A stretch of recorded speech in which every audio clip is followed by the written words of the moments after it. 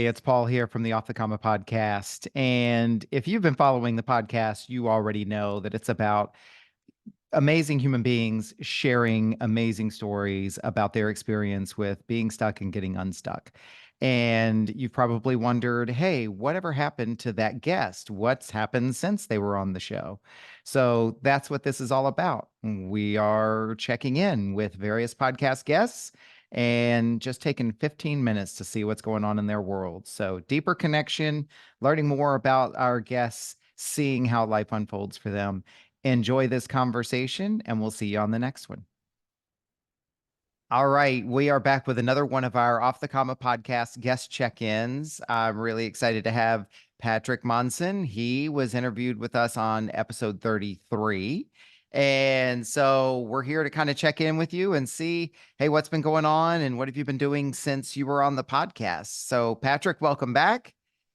Hey, Paul, thank you for having me back. And yes, it's been quite the adventure since the podcast released, and in a good way, in a good way. Since then, a lot of people just been reaching out to, thank you for sharing the story. A lot of friends, a family, a family was super excited about it. All like they were very proud of essentially what I've done because they know I've gone through the journey, like this pretty extensive journey, and the fact that I was able to get to the point I am now and being able to share with everybody. Everybody's just like, oh, that's super exciting. And then my mom was just also like very proud of uh being able to share the story. So the family side is really excited. And I was trying to encourage him also to be like, so if anybody wants to get on the podcast, there's plenty of room. I know he's looking for people, but Yeah. I was really trying to encourage the behind the scenes too for other people or my family to be like, I know, because we have a unique story. So it's just like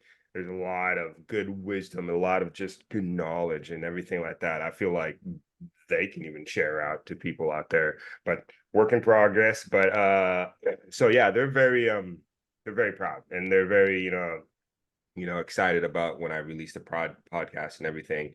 And but I was telling them more of the story though is just more for awareness. I keep telling everybody the same thing. All my friends that reach out and I've shared the story with, I'm like, I'm trying to do awareness for everything that happened to me, for just men in general too, for Black men, males, and just everything, just this because of the standard, like I was talking about in the podcast. So I know a lot of them are trying to give me like the sympathy of just like, thank you for sharing. I appreciate it and everything. I'm like, yeah, I'm good. But I'm just like, I just want to get the message out for more people, more males out there to really just listen and understand like this is a real thing. You know what I mean? Yeah. Yeah. But the feedback has been really positive. A lot of solid friends, a lot of like longtime friends, some closer co-workers that I get along with really well. I shared it with them too, and stuff like that, and which is rare because a lot of the times I don't tell my coworkers my life stuff, Mm-hmm. right? So Mm-hmm. this was kind of big, but even though the podcast is out there now, but I mean, it's still kind of like a trust thing when it comes to like the work aspect, coworkers and stuff like that. But if they find out, some other people later find out it's out there, too, then I'd be like, all right, by all means, yeah, this is me in a nutshell type of Yeah. thing, right? Yeah. So nothing to hide. Well, Uh, and if I may, and I probably should have led with this when we started the yeah, conversation, right? In your episode, you shared about, the very painful experience of being sexually abused as a child, and the inspirational kind of takeaway from your episode, as with so many of these stories that folks come here and share, is the overcoming of the challenge, which took you to some of the darkest corners of your right, life, right, and the moving forward, right? Without any sense of judgment of anybody else's experience, but just this kind of like you being an example of people can go through very, very difficult and dark things and still find ways to move forward, and not just move forward, but resume life, come to a place of thriving, and like have just a whole new sense of direction. And yeah, that seems like that was a big part of what you showed us in your story. And right, also, I mean, life and thriving can also be returning back to some sense of like normalcy and even right, mundanity, right? right. So much. That is like 100% me, dude. I don't look at it obviously as like a bad way, right? I love the mundane things, right? Because it just brings me back to a base of just being like, you know, the things that we obviously take for granted, right? So for Mhm. me, like the mundane things I get excited about, but then the exciting stuff I still get excited about, right? Mhm. And so like I think that's the transformation from everything I've had through my journey. It's just like we hate the mundane thing. We hate the usual. We hate doing the same thing over and over again and stuff like that. I think for me, when I realized I was just like, man, like I only almost have the mundane things to kind of stick with in a sense, in a way, when I was going through a lot of that stuff, even afterwards, because I didn't have a lot of money to go do like the exciting stuff, right? And so, I really just made up, not made up, but just really ended up enjoying just the simple things I like to say, the simple things in life, right? And then Mhm. it's just like, and then I just enjoyed that and I still do, So whether it was just like, going grocery shopping, doing laundry, doing just silly things here and there, and I'm just like, that's me in a nutshell, just Yeah. because I was like, man, I like my life was so serious, you got like all the time, just all the time. And so like now it's not serious. I mean, it's still serious, but it's just not as serious as it was, right? Now I'm just kind of like, I'm like, yeah, just tried to enjoy just literally the little things as much as I possibly could, even probably going through the process, honestly, too, just because, it just made me just not freak out about anything else, right? In a sense. Mhm. So, Mhm. and I think also too, yeah, that's I try to kind of convey that in my message also too, just because, yeah, it is just because we we're like really stuck on stuff sometimes and we really forget to enjoy, like when we're going through hardships or whatever, and we're just working so much, I feel like we also forget to enjoy those little tiny things, right? That we do take for granted. I use the example of COVID, which is terrible thing, but it's just like going out to eat. We couldn't even do that anymore. We couldn't just even go outside anymore. And it's just like once we realize those little things that we were taking for granted, like, oh man, this is important and everything like that. But for me, it's always been important, So Mhm. when that did hit, spending time with family and doing all these little things, I was just like, man, I already enjoyed this. But a lot of people are just kind of like, oh, I hate this. This is like so much going crazy. Yeah. It just, I think over time went on, they started to come and be like, actually, this is not bad. Like they're more calm, not having to work about stress too much, maybe about work or whatnot. So it was just those are the kind of values I like to hope people kind of still grab to. And even if like again going through hardships or whatever it may be, but still be able to go to do those like simple enjoy those moments because Yeah. it's a really good way to just kind of re-energize too, honestly. And Yeah, and it strikes me too, like, the point of any of these stories isn't to say, "Oh, embrace your hardships and enjoy them and they're all wonderful." But that's not the point. The point is our hardships are ours. hmm We get to experience them and take from them however and whatever we choose. right. And what I hear in your story and what you're sharing with us today also is like, and they can help us appreciate things in life that are smaller and easier and more common and more normal Right. and really like what we notice in life and hmm all of these stories are very revealing, right? Just the differences in all of us. And as you said, even in your original podcast episode, and I'm not going to quote it exactly as you said it, right. but it was, what one person sees as you're describing today, like as kind of just normal and routine and maybe even hmm boring, could be hmm somebody else's aspiration. yeah. And there's no good or bad in that. There's no, Right. oh, well, that's a low bar. I hate Right. this term low bar, high bar when we're Right. comparing people to each Right. other, Right. because Right. as you said in your episode, you don't know how far someone had to jump to get to that Mm, bar that you're saying is too low for you. Uh, exactly. that assumes all things being equal. And we Yeah. know from this podcast and from these stories and just life in general, all things are far from equal. Oh, yeah. Yeah. Yeah.